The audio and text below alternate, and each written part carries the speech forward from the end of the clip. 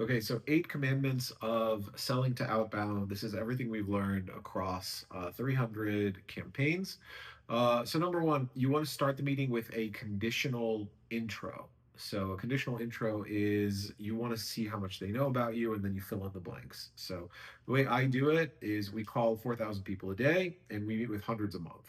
Some of them have seen our Yale lecture or our videos, and other people really don't know who we are. And they're like, I talked to a guy, it sounded interesting, and now I'm here.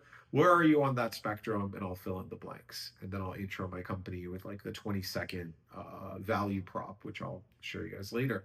Number two is you cold read your thoughts on their company as it pertains to your service. So if I'm working with, like, let's say it's an IT client, I'm like, IT is very difficult to sell, staffing is very difficult to sell.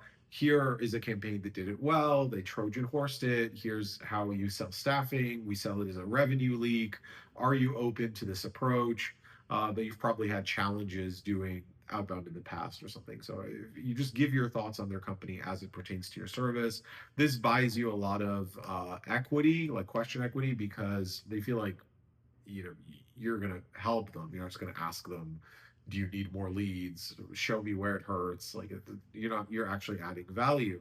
Number three is use social proof in discovery. So if you're asking sales discovery questions, it's very obnoxious to say, hey, how much money do you make, or this? But you can say, typically when we work with service-based businesses of this size at this price point, they need usually 2 callers to fill pipeline, and that translates into 100 leads a month or whatever, and then they close five. Like, do you guys have similar goals?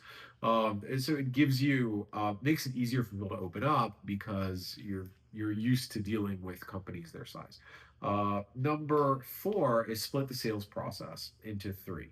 So, do we like each other, and is there potential? Sale number one, does the process make sense? Sales number two, and does the nitty gritty, detailed strategy, contract, onboarding form make sense? If you try to do 2 or 3 sales in one meeting, it's usually too much for most outbound clients, assuming the price point is higher than 5-6 thousand, and even sometimes if it's lower, but the LTV is much higher, it's much easier to sell one at a time.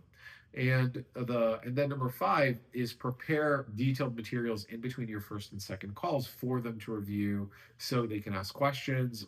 This is both to build comfort and familiarity with you in your process, and because the decision to buy is often made when you're not there. So for B2B contracts, for large ones, it's like a gossip water cooler sale where they're talking about you. So make sure those materials are good. And then six, have content that shows your face and builds trust.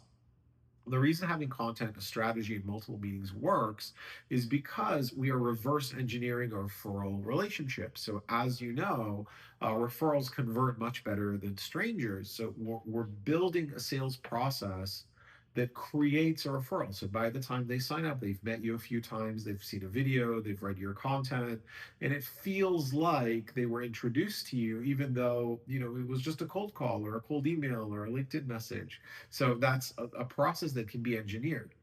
And number seven, have a very clear 20-second value prop of who you are and why people work with you. So for Manos, we've done XYZ in healthcare, generated this much revenue. Here are some of our enterprise clients. Do you want to call?